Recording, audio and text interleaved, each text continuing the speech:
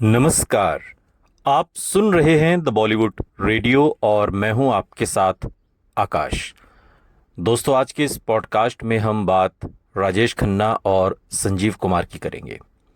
राजेश खन्ना और संजीव कुमार दोनों कमोवेश एक ही कालखंड में हिंदी सिनेमा में आते हैं और दोनों ही अपने अपने स्तर पर छा जाते हैं।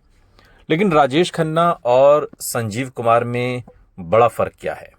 एक सुपरस्टार है और दूसरा एक गजब का कमाल का अदाकार।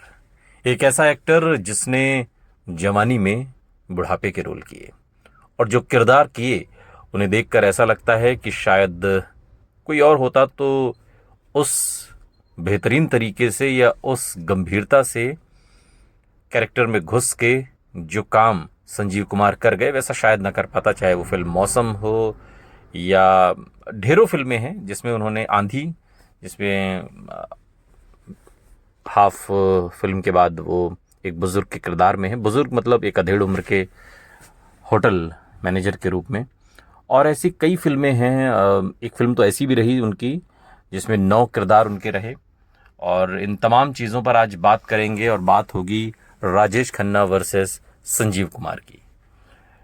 सिनेमा सिर्फ पर्दा नहीं होता, वो एक दर्पण होता है, कभी सपनों का तो कभी सच्चाई का।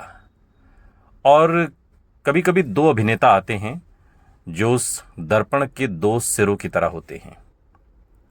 एक सिरा रोशनी से चमकता है और दूसरा सच्चाई से जलता है।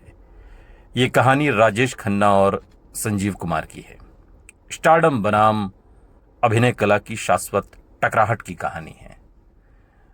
और एक गीत है, मेरे सपनों की रानी कब आएगी तू। साल 1969 एक फिल्म आती है आराधना और अचानक एक नाम इतिहास बन जाता है। राजेश खन्ना, भारत का पहला सुपरस्टार। लोग थिएटर के बाहर लाइन में खड़े नहीं होते थे, वो झूमने लगते थे। लड़कियां जो चिट्ठियां लिखती थीं, जो खत लिखती थीं, वो खून से लिखती थीं। ऐसा पहले कभी नहीं हुआ था। और अखबारों में एक हेडलाइन होती थी, सुपरस्टार अराइव्स।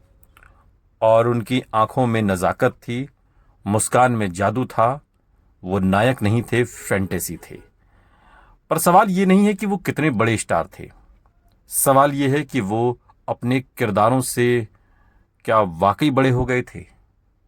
क्या वो पूरी फिल्म इंडस्ट्री से बड़े हो गए थे? क्या वो ऐसे सुपरस्टार थे जिनके आगे अब कोई टिक नहीं सकता था? लेकिन राजेश खन्ना से इतर अब आप संजीव कुमार को समझने की कोशिश करिए और याद कीजिए उस गाने को जो संजीव कुमार पर फिल्माया गया तुझसे। और वो एक गाना जो फिल्म आंधी का है जिसमें सुचित्रा सेन और संजीव कुमार हैं।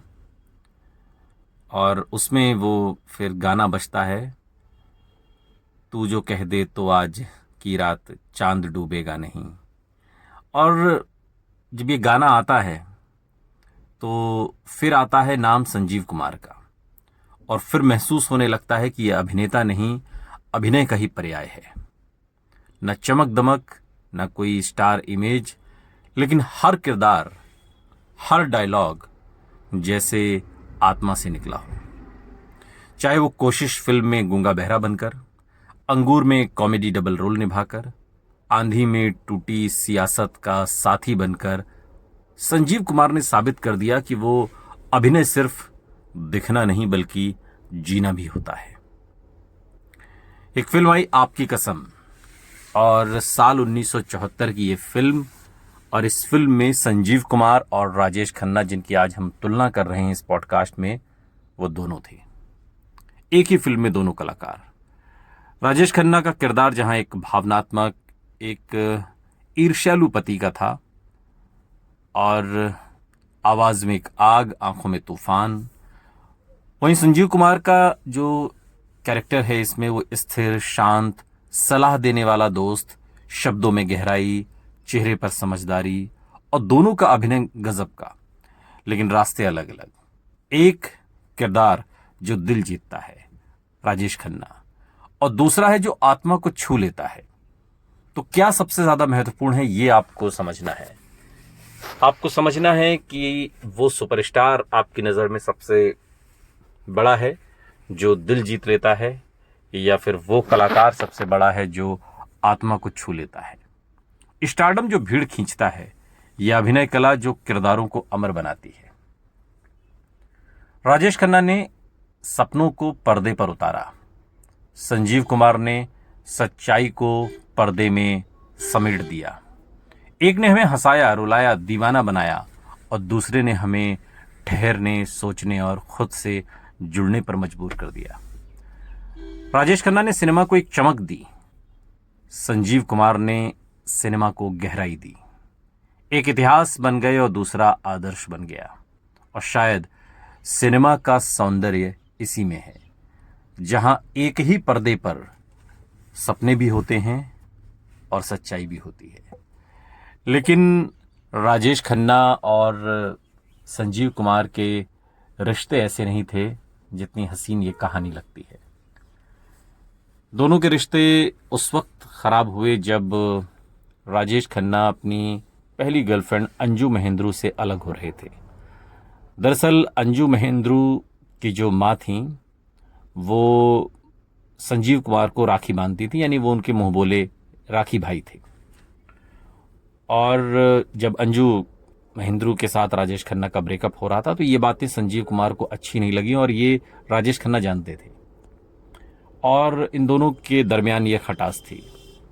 और फिल्म आपकी कसम का तो एक किस्सा है जब एक सीन में राजेश खन्ना को संजीव कुमार को तमाचा मारना होता है, एक थप्पड़ मारना होता है, और वो इतनी जोर से थप्पड़ मार देते हैं कि सेट पर मौजूद सभी लोग सन्न हो जाते हैं कि ये क्या हुआ।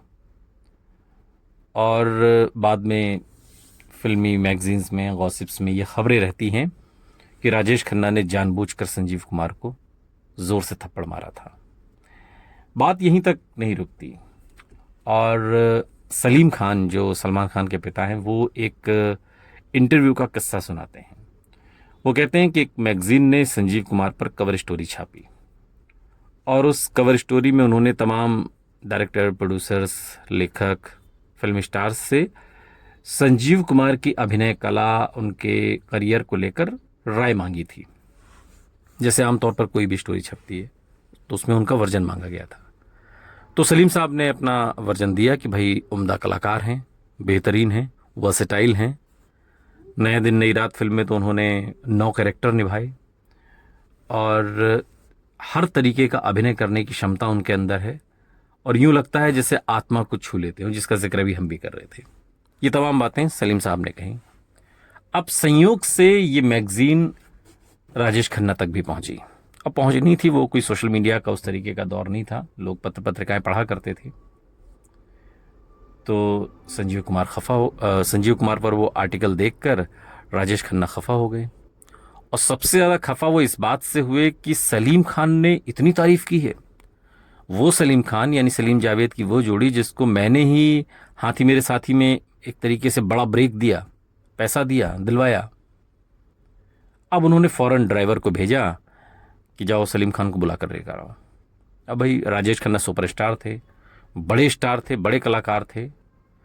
अब वो बुलाएं और सलीम साहब ना आए, ऐसा हो नहीं सकता। सो सलीम साहब भी दौड़े दौड़े आए, और काका गुस्से में खड़े थे। खड़े क्या थे, अपनी कार की बोनट पर बैठे हुए थे, और उन्होंने मैगजीन फटाक से सलीम खान के आगे लगभग पटकते हुए कहा, ये देखिए आपने। सलीम खान ने कहा कि हाँ बिल्कुल पढ़ा मैंने। तो फिर उन्होंने पूछा कि तो आप क्या मानते हैं कि संजीव कुमार कैसा एक्टर है। अब यहां से बात सलीम खान को समझ में आने लगी। उन्होंने कहा कि बढ़िया एक्टर है, मुझसे जो पूछा गया वो मैंने बताया। फिर राजेश खन्ना कहते हैं तो क्या आप ये मानते हैं कि वो मुझसे ज़्यादा बेहतर एक्टर है। अब सलीम खान को काटो तो खून नहीं। उन्होंने कहा देखिए काका जी, ये स्टोरी संजीव कुमार के बारे में थी तो मैंने संजीव कुमार के बारे में बताया, और अगर वो स्टोरी आपके बारे में होती, आपके बारे में पूछते तो मैं आपके बारे में भी बताता। इसके बाद राजेश खन्ना ने कुछ नहीं कहा और उन्होंने अपनी गाड़ी उठाई, ड्राइवर को बुलाया और वहां से चले गए। बाद में सलीम साहब भी अपने घर आ गए। सालों बाद एक इंटरव्यू में सलीम खान बताते हैं कि उस इंसिडेंट के तकरीबन 6 महीने तक राजेश खन्ना ने उनसे बात नहीं की। ऐसे थे काका, और ऐसा था उनका स्टारडम। सुनते रहिए द बॉलीवुड रेडियो, सुनता है सारा इंडिया।